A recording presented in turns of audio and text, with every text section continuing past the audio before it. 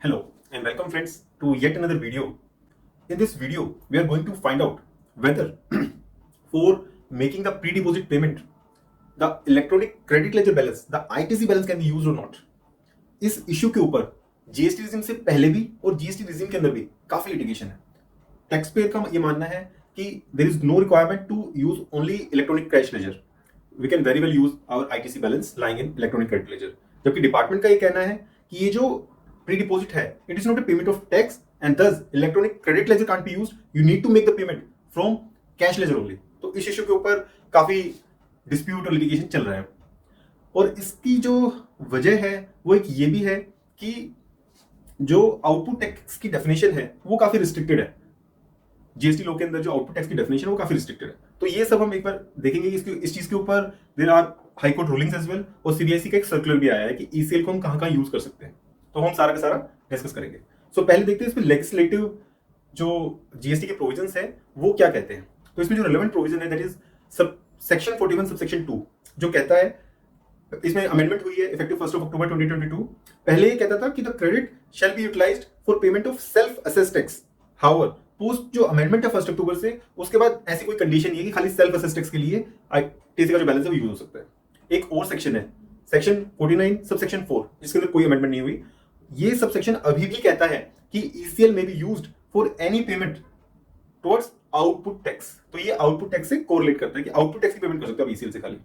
और output tax को define किया है सेक्शन 2 सबसेक्शन 82 के अंदर। उसमें कहता है output tax is tax chargeable on taxable supply of goods और सर्विसेज और बोथ।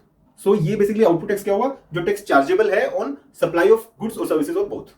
तो आउटपुट टैक्स को ऐसे करके उन्होंने डिफाइन किया है। एक रूल भी है रूल 86(2), वहां पे रेफरेंस है वो सेक्शन 49 का है, सेक्शन 41 का रेफरेंस नहीं है। और 49 जो बात करता है आउटपुट टैक्स की बात करता है।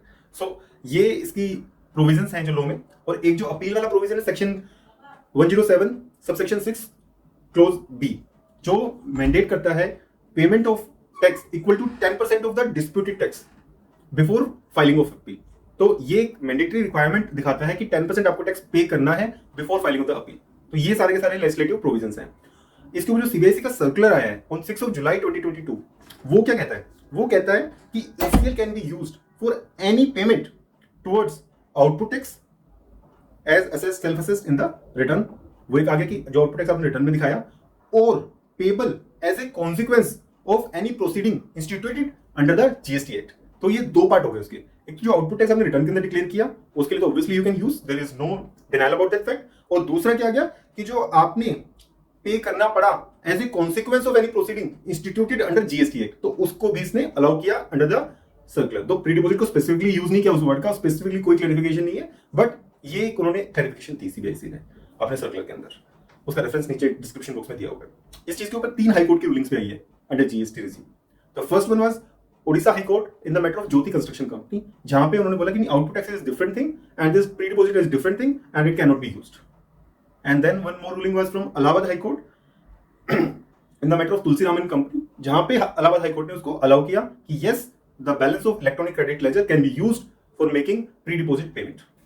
तीसरी और जो रिसेंट रूलिंग आई है of Bombay high court in the matter of Oasis Realty, वो रूलिंग आई है post this circular issued by CBIC. और हाईकोर्ट ने इन नो अनसर्टेन वर्ड्स कहा है कि जो इलेक्ट्रॉनिक क्रेडिट लेजर का बैलेंस है that can also be used for making payment of pre deposit as pre deposit is portion of tax only. Suppose there is a demand of say 100 rupees and you are supposed to pay 10%. So this 10% is proportionate of that 100 rupees only. It's a portion of tax only which is being paid now for filing the appeal, and automatically that would allow us the stay benefit also.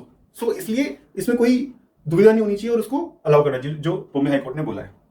जैसा कि हमने discuss किया था कि circular ने specifically pre deposit की बात नहीं की थी, बट हाईकोर्ट ने जो इंटरप्रिटेशन उसकी दी है उसके बेस पे ये क्लियर होता है कि yes this pre deposit can also be paid from our balance which is lying in the electronic credit ledger.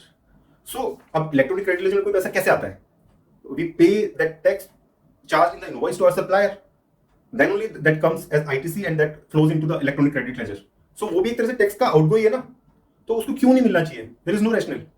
In earlier regime of central excise and service tax also, C-State has issued a circular in August 2014 wherein it was allowed.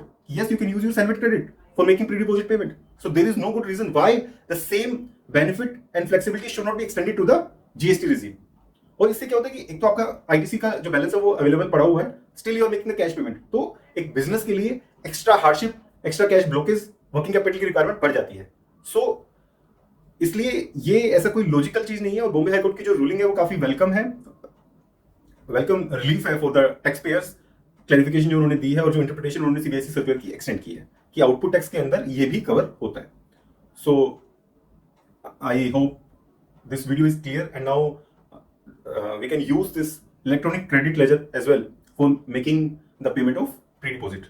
और एक इसमें हैरानी की बात है कि जो appeal का फॉर्म है APL 01, उसके अंदर there is an option to use cash ledger as well as credit ledger. So वहां पे उन्होंने फैसिलिटी दी हुई है, but still commission appeals are not agreeing to that fact. और सीबीएसई को इसके ऊपर भी स्पेसिफिकली अपना स्टैंड क्लियर कर देना चाहिए once for all, so that taxpayers are not in a dilemma. And many taxpayers do pay in tax in this kind of tax in cash itself to avoid any kind of issue later on. So a clarification from the board would ease the things actually and bring in a clarity on this topic. Thanks for watching this video.